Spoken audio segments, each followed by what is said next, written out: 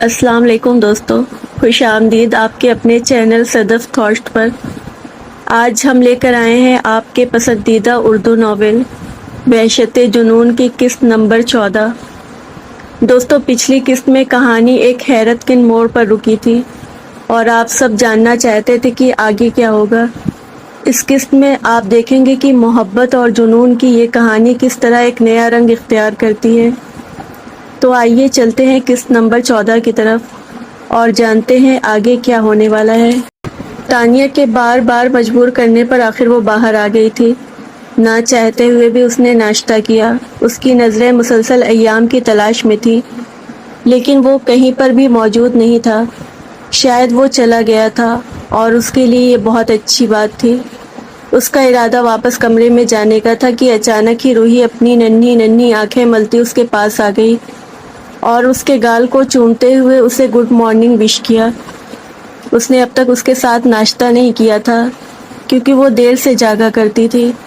ایام نے انہیں پہلے دنوں میں ہی بتا دیا تھا کہ وہ بہت لیٹ تک رات سوتی ہے، اس لیے اس کی صبح بھی بہت لیٹ ہوتی ہے۔ چلے آئے روحی میڈم، آپ کا منہ دھلوا کر برش کرا دوں۔ تانیہ نے اسے اٹھانا چاہا۔ نہیں، دوست کروائے گی برش۔ وہ اپنا ہاتھ چھڑاتی سیدھی ہیر کی طرف آ گئی تھی۔ اوکے، میں اپنے پیارے سے بیبی کو فریش کروا کے لاتی ہوں۔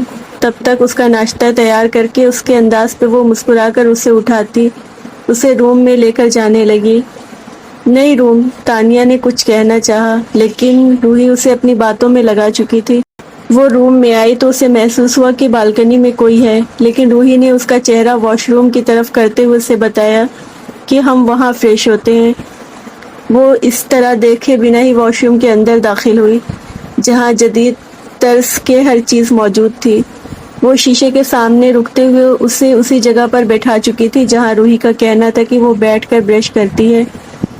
وہ ساتھ ساتھ اس سے باتیں کرتے نہ جانے کون سی کہانی سنا رہی تھی۔ جب اسے کمرے میں کوئی محسوس ہوا۔ روم میں کون ہے؟ وہ روحی کو دیکھتے ہوئے بولی۔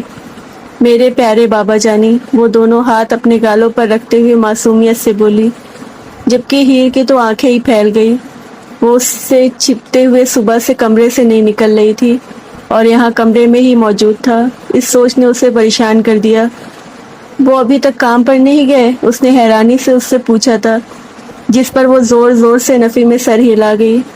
بابا جانی کی آج چھٹی ہے، آج وہ روحی کو باہر لے کر جائیں گے، وہ خوشی سے بولی، جبکہ ہیر اب جلد سے جلد اس سے کمرے سے نکلنا چاہتی تھی۔ وہ صبح سے اس شخص سے چھپ رہی تھی تاکہ اس کی نظر نہ پڑے اور نہ ہی وہ اس سے نگاہیں ملا پائے، لیکن اب وہ یہیں آ گئی تھی، اس کے کمرے میں۔ اس کا یہاں رہنا بالکل بھی ٹھیک نہیں تھا۔ پتہ نہیں اس بات کا وہ کیا مطلب نکالے۔ روحی، اب ہمیں چلنا چاہیے، آپ برش ہو گئے، اب ہم چلتے ہیں باہر، آپ کو بھی ناشتہ بھی کرنا ہے۔ وہ اسے اپنے ساتھ لگائے ہوئے اٹھا کر باہر لے جانا چاہتی تھی۔ ابھی تو چینج ہی نہیں کیا، روحی کو فراک پہننا ہے، پنک والا۔ روحی نے فوراً اپنا فرمائشی پروگرام نوٹ کروا دیا۔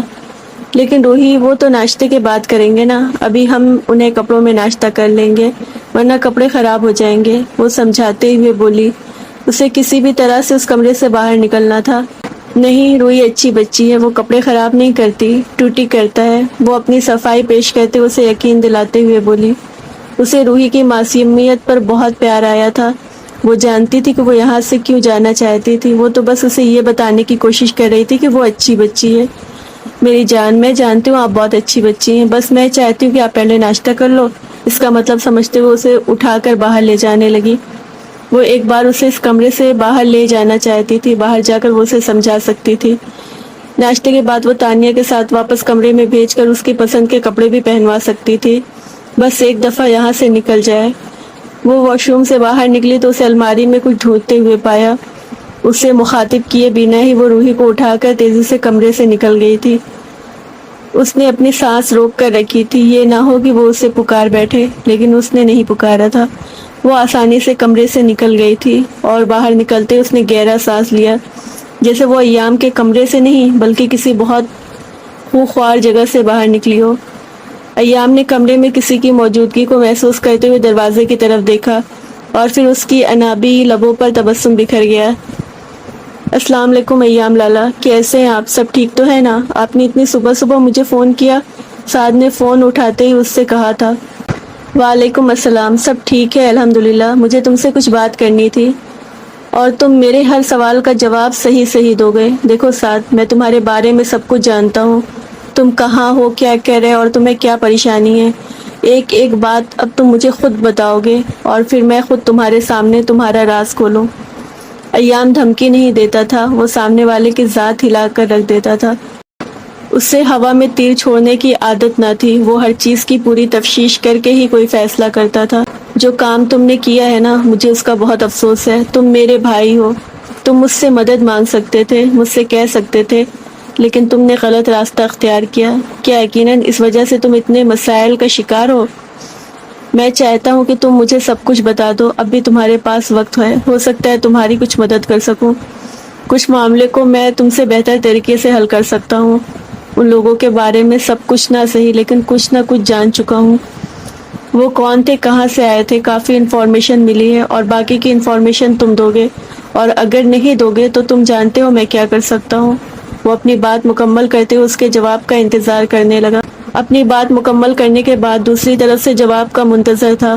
اس نے مزید کچھ نہ کہا. اب بولنے کی باری سعد کی تھی. چلو چلو جلدی چلو، ہم آئس کریم کھانے جا رہے ہیں. روحی اس کا ہاتھ تھامے اسے اٹھا رہی تھی.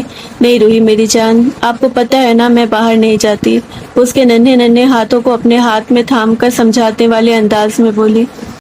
آپ کو ڈر لگ رہا ہے نا، آپ مت ڈریں. میرے بابا جانی ہیرو ہیں، وہ گنڈے انکل کو ڈھشم ڈھشم کر کے ماریں گے.